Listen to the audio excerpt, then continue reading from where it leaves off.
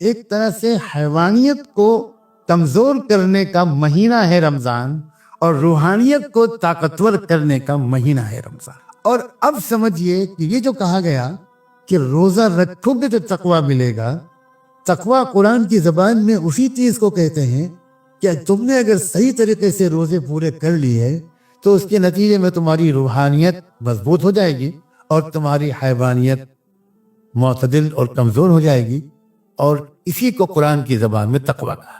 کیونکہ جس کی روحانیت مضبوط ہو گئی اور جس کی حیوانیت کمزور ہو گئی اس کے لیے گناہوں سے بچنا آسان۔ سچی بات یہ ہے کہ روزے کی یہ جو تاثیر ہے یہ صرف رمضان کے روزوں کی نہیں ہے۔ اصل میں جن لوگوں کو اپنی حیوانیت کمزور کرنی ہے اور جن کو اپنی روحانیت مضبوط کرنی ہے، جو گناہ چھوڑنا چاہتے ہیں، ان کو سال میں ہر مہینے میں کچھ نفلی روزے ضرور رکھنے چاہیے۔ ہماری بڑی مشکل یہ ہے کہ ہم چاہتے تو ہیں کہ ہم سے گناہ چھوٹ جائیں، لیکن اس کی جو دوا ہے وہ استعمال نہیں کریں۔ یہ تو اللہ تعالیٰ کا بہت بڑا کرم ہے کہ سال میں ایک مہینے کے روزے فرض کر دیں، بہت بڑا اللہ تعالیٰ کا احسان ہے۔ چنانچہ اس فرضیت کے نتیجے میں، اور وہ بھی چونکہ ایک ماحول بن جاتا ہے، تو اس وجہ سے ہر ایمان والے اور ایمان والی کو کچھ نہ کچھ نفع رمضان میں مل ہی جاتا۔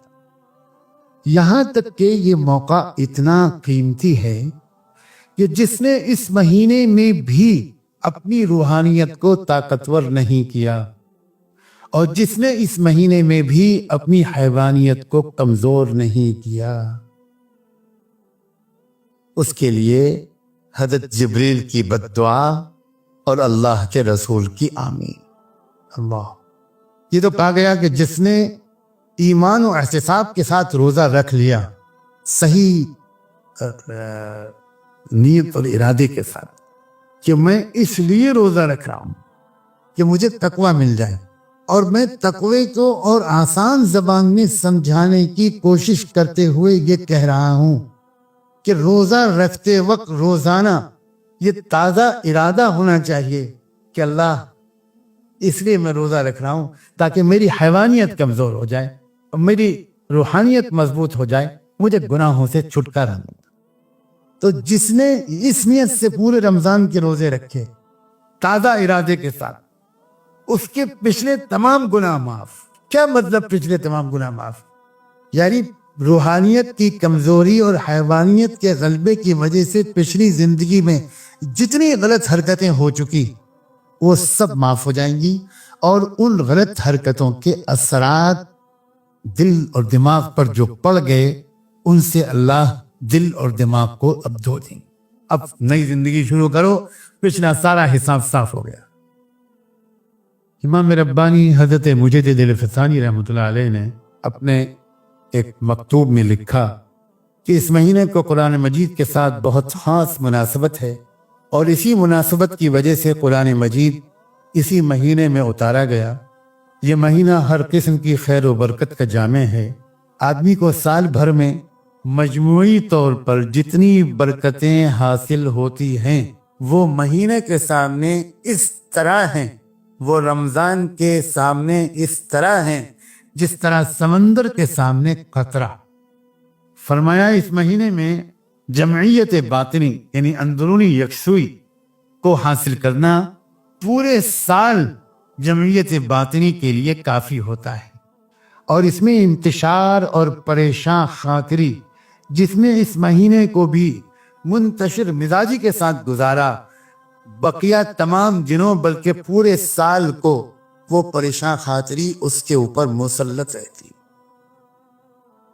لکھا قابل مبارکباد ہیں وہ لوگ جن سے یہ مہینہ راضی ہو کر گیا، اور ناکام اور بدنصیب ہیں وہ لوگ جو اس کو یعنی مہینے کو ناراض کر کے ہر قسم کے خیر و برکت سے محروم ہو گئے۔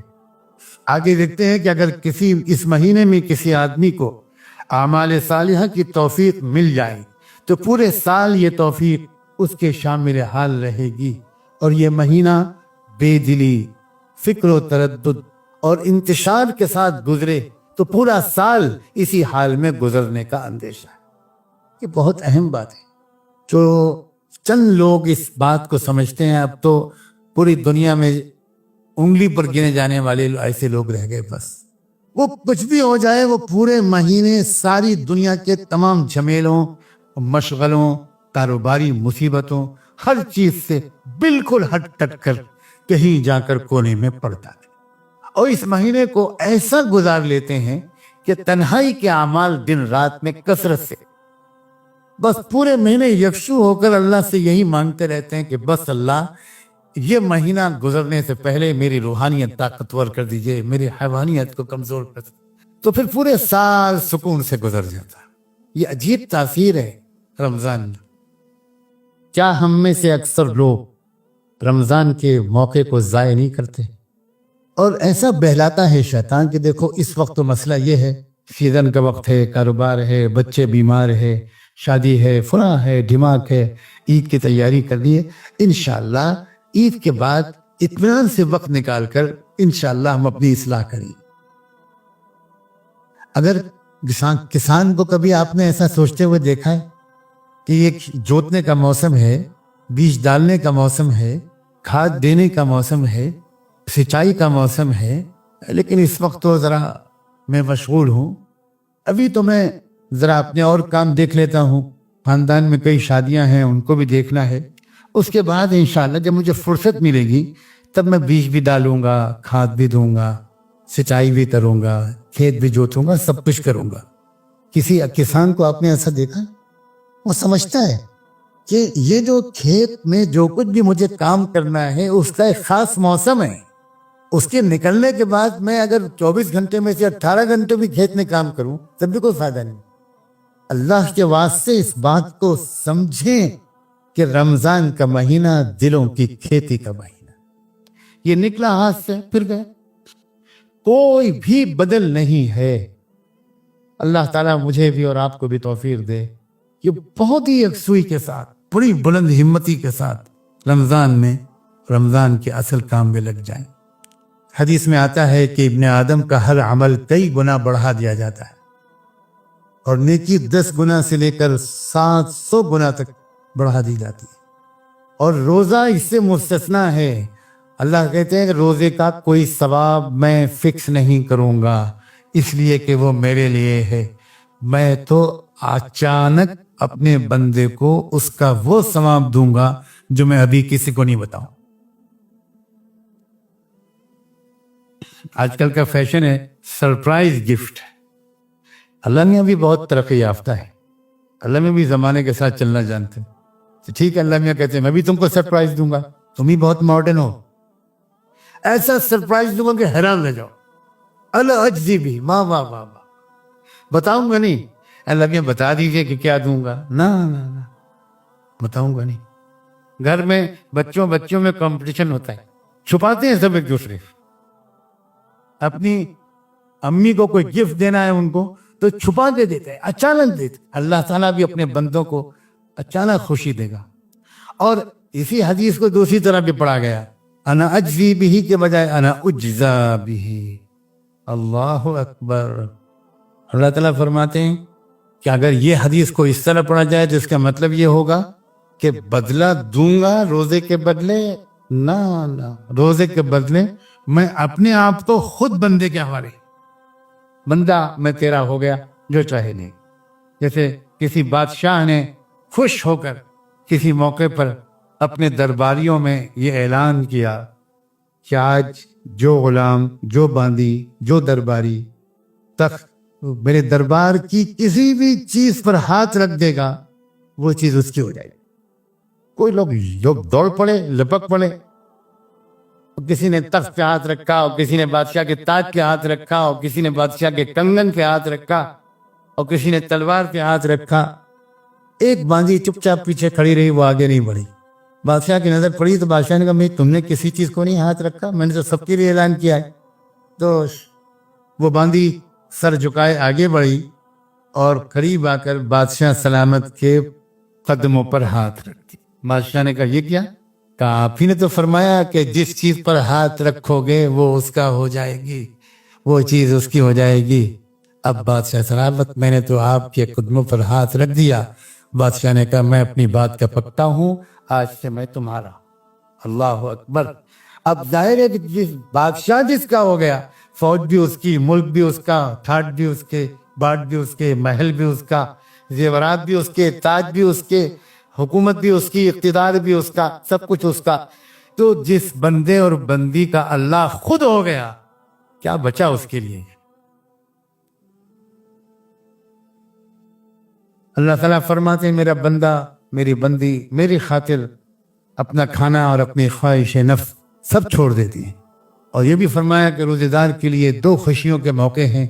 ایک خوشی ہوتی ہے روزہ کھولتے وقت، افطار کرتے وقت، اور ایک اپنے رب سے ملاقات کے وقت۔ بلا شبہ روزے دار کے منہ کی بو اللہ کے نزدیک مشک سے زیادہ اچھی اور پاکیزہ ہے۔ ایک اور حدیث کا مضمون ہے کہ جنت میں ایک دروازہ ہے ریان، اس سے صرف روزے دار بلائے جائیں گے، اور جو ایک بار اس دروازے میں داخل ہو جائے گا اسے کبھی پیاس نہیں لگے گی۔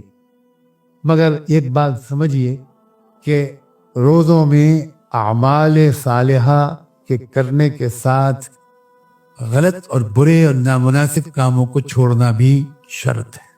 فرمایا تم میں سے کوئی کسی کا روزہ ہو تو نہ تو بری بات کرے، نہ غیر ضروری باتیں کرے، نہ شور و شر کرے، اور اگر اسے کوئی گالی بھی دے اور لڑنے جھگڑنے پر آمادہ ہو تو یہ کہہ دے کہ میرا روزہ ہے، بس خاموش ہو جائے۔ فرمایا جس نے جھوٹ بولنا اور اس پر عمل کرنا نہ چھوڑا تو اللہ کو اس سے کوئی مطلب نہیں، کوئی حاجت نہیں کہ وہ بلا وجہ بھوکا رہے۔ تو نیک اعمال کو خوب بڑھانا ہے، تلاوت، ذکر و تسبیح، ہمدردی، غم گساری، غریب بھائیوں بہنوں یتیموں کی خدمت، اور کلمہ طیبہ لا الہ الا اللہ کا کثرت سے ذکر کرنا ہے۔ تو یہ انشاءاللہ لا الہ الا اللہ کی تسبیح بڑھا دیجئے، یہ اللہ کے رسول کا بتایا ہوا معمول ہے۔ رمضان میں کثرت سے لا الہ الا اللہ پڑھیے، 1 تسبیح، 2 تسبیح، 3 تسبیح، 7 تسبیح، 10 تسبیح، 11 تسبیح، اس کو جتنا پڑھ سکیں لا الہ الا اللہ کی کثرت کریں۔ درمیان میں پڑھ لیا کریں محمد الرسول اللہ۔ پھر استغفار کی تسبیح کی کثرت کریں، اور اللہ تعالیٰ سے دعائیں مانگیں، جنت کی خوب دعا کا اہتمام کریں، جنت مانگیں، اور آخرت میں اللہ کی پکڑ سے، جہنم کی آگ سے حفاظت کی دعائیں مانگیں۔ قبولیت دعا کا موسم ہے رمضان، باقی اپنی تمام ضروریات کے لیے مانگیں، خوب دعاؤں کا اہتمام کریں، تراویح شوق و ذوق کے ساتھ پڑھیں، بہت ہی اچھی نیت کے ساتھ، ادب کے ساتھ، احترام کے ساتھ، بہت شوق کے ساتھ، ہر 2 رکعت کے شروع میں تکبیر اولیٰ کے اہتمام کے ساتھ تراویح پڑھیں۔ آخری عشرے میں، کم سے کم آخری عشرے میں اعتکاف کی ہمت کریں۔ علامہ ابن قیم رحمۃ اللہ علیہ نے اعتکاف کے بارے میں بہت پیاری بات لکھی ہے۔ لکھتے ہیں اعتکاف کی روح اور اس سے مقصود یہ ہے کہ دل اللہ کے ساتھ وابستہ ہو جائے، اس کے ساتھ جمعیت باطنی حاصل ہو، اشتغال بالخلق سے رہائی نصیب۔ ہر وقت انسان مخلوق کے ساتھ بس الجھا رہے، سوچتا بھی رہے، باتیں بھی کرتا رہے، اس سے رہائی نصیب ہو، اعتکاف کا مقصد ہے۔ اور صرف اپنے اللہ سے لو لگانے میں یہ 10 دن اور 10 راتیں ایسی گزر جائیں کہ مستقل طور پر دل کی لو اللہ سے لگ جائے، اور یہ حال نصیب ہو جائے کہ تمام افکار و ترددات اور ہموم و وساوس کی جگہ اللہ کا ذکر اور اس کی محبت لے لے، ہر فکر اس کی فکر میں ڈھل جائے، اور ہر احساس اور خیال اس کے ذکر و فکر، اس کی رضا اور قرب کے حصول کی کوشش کے ساتھ ہم آہنگ ہو جائے۔ مخلوق سے تو طبیعتیں بہت مانوس ہیں، اس کے بجائے اللہ سے طبیعتیں مانوس ہو جائیں۔ اور ابن قیم نے آخری جملہ یہ لکھا کہ قبر کی وحشت میں جب کوئی اس کا غم خار نہ ہوگا، یہ اللہ سے مانوس ہو جانا یہ قبر میں کام آئے گا، یہ اس کا زاد سفر بنے گا۔ یہ ہے اعتکاف کا مقصد۔ عورتوں کے لیے بھی اعتکاف کی شکل اللہ نے رکھی ہے۔ کہ گھر کے ہی کسی کمرے میں اپنے آپ کو بالکل قید کر لیں اور بس اسی کمرے میں رہ کر ذکر و عبادت میں اور تلاوت میں، نماز میں مصروف رہیں۔ حضور اکرم صلی اللہ علیہ وآلہ وسلم کی وفات کے بعد حضور کی پاک بیویوں نے ہر سال رمضان میں اعتکاف کی سنت کو زندہ رکھا۔ ازواج مطہرات نے تا زندگی اکثر و بیشتر جب تک ان میں سے جو بھی حیات رہی وہ اپنے اپنے حجرے میں اعتکاف کرتی رہی، اور پھر آخری عشرے میں ایک بہت قیمتی رات آتی ہے، شب قدر۔ زیادہ تر امکان اس کا آخری عشرے ہی میں ہوتا ہے، اور اس میں بھی آخری 7 راتوں میں زیادہ امکان بتایا گیا، اور ان میں بھی طاق راتوں میں اور زیادہ امکان بتایا گیا۔ تو آخری عشرے کی راتوں میں زیادہ جاگنا، زیادہ رونا دھونا، اللہ سے معافی مانگنا، اور اپنی دنیاوی ضروریات بھی مانگنا، اور تقوی اور مغفرت مانگنا، یہ گویا بہت قیمتی موقع آنے والا ہے۔ اللہ نے آج رمضان سے چند دن پہلے یہ ملاقات کروا دی، یہ مذاکرہ کروا دیا۔